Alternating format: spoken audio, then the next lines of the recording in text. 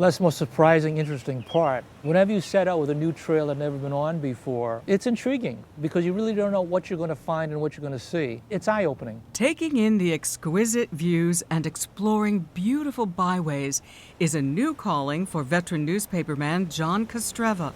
He is hiking and writing his way along Rhode Island's most breathtaking trails and discovering a bend in the road is not the end of the road.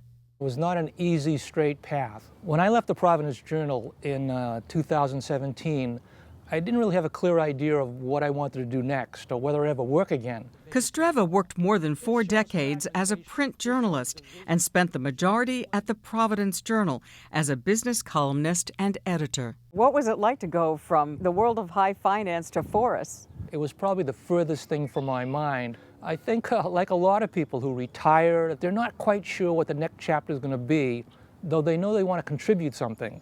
And so you find your way, and luckily I found the path to hiking. Kostrzewa says he did a bit of recreational hiking years ago, especially when his sons were Boy Scouts. He took it up again after retiring as a way to improve his health and sharpen his mind and spirit. It was during the pandemic quarantine when he noticed an uptick on the trails. When I went in the woods, who are all these people? Some of the land trust folks will tell you that 3 times as many people were hiking during COVID than before COVID. Don't forget, we had a governor who said, take it outside, and we literally did. So he did something outside the box. I approached the editors of the Journal, and they said, you want to do what? And I said, I want to write a column about hiking. I said, look, it's pretty simple. All I want to do is take people where they haven't been before. If they've been there before, show them something different about the history or the geology or the wildlife. And he says, there were a lot of readers who were never going to hike. They were never going to go in the woods. But in the middle of that first COVID winter, they really just wanted something good to read about Rhode Island. Instead of telling him to go take a hike, the Journal editors brought Kostrzewa's career full circle.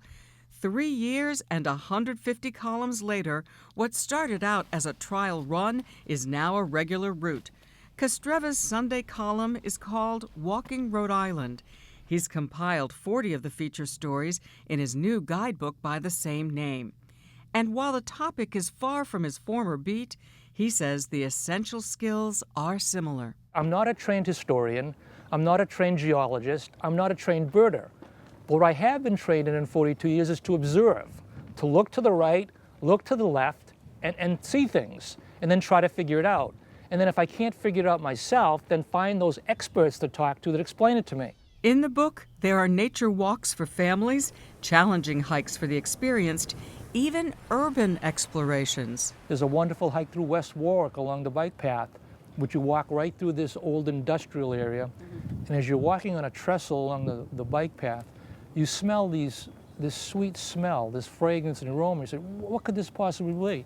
Well, that's the Bradford Soap Works. Also in his guidebook, Kostrzewa includes coastal climbs along ocean state shorelines, such as Black Point in Narragansett.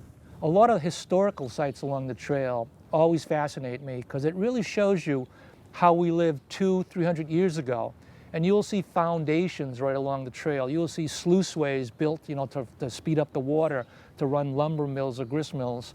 And I'm always interested to find out, well, who built those? How long ago and why? And you put that all together, and then you decide, okay, well, what story do I want to tell now? The stories start with reading online sources about the area, then stuffing basic supplies in his backpack, first aid kit, rain gear, compass and GPS, insect repellent, water and energy bar. And because he says he's old school, he carries a map where he makes notations and writes questions to research later. And then he sets off, usually twice a week, following the blaze, these numbered markings that point out the trail. Kostrzewa says he hasn't run into any dangerous wild animals, but he has encountered some fascinating lore and legends. For instance, in Cumberland, the locals speak of the supernatural surrounding the newly opened Catamount Brook Preserve off Tower Road.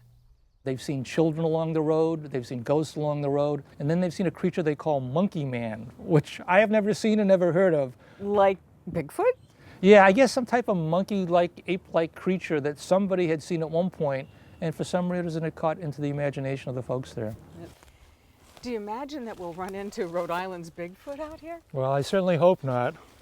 During a walk through the preserve, we didn't see the Ocean State's Sasquatch, but we did observe rambling stone walls, the remains of a one-room schoolhouse from the 1800s that burned to the ground. We also trekked through colonial farmland. If you look back to the late 1700s, there was a census done, and 2/3 of Rhode Island, 66% of all the land, had been cleared of trees. 250 years after the farmers left, this is all we call second growth forest.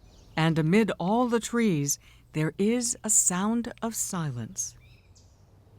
You have to be a little bit quiet in the woods. There's certainly nothing wrong with talking to each other and sharing stories, but the louder you are, the less of the wildlife you're going to see, the less of those great bird tweets you're going to hear. You're not going to hear those waterfalls you walk by. With that advice, Kostrzewa is following in the footsteps of his former Providence Journal colleague, the late Ken Weber, a noted columnist and outdoorsman who also wrote about rambles in Rhode Island. Kostrzewa pays tribute to his mentor in this excerpt from his book. Hiking should not be a race through the woods, but a chance to pause along the way, explore, and think. I don't consider walking a competitive sport or endurance event, he wrote. For a guy who was always racing on deadline to the newspaper, that is wise, sage advice. And so Kostrzewa says he takes that to heart on all his journeys until he reaches the end of the trail. When I come out of the woods, if I'm hiking with a friend, we'll each do a check with each other to make sure we're not bringing anything home. And then when I do get home, I'll go to the backyard, set up a lawn chair, and strip down right there. How do the neighbors feel about that? I haven't heard, but no complaints as of yet either. Oh, good. But all kidding aside, What do you love the most about wandering? Well, wandering is a good term.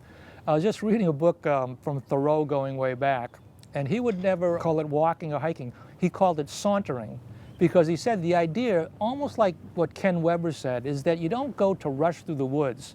You go to explore the woods and experience the woods, which is why I say I hope to continue to hike and to continue to write until somebody tells me to stop.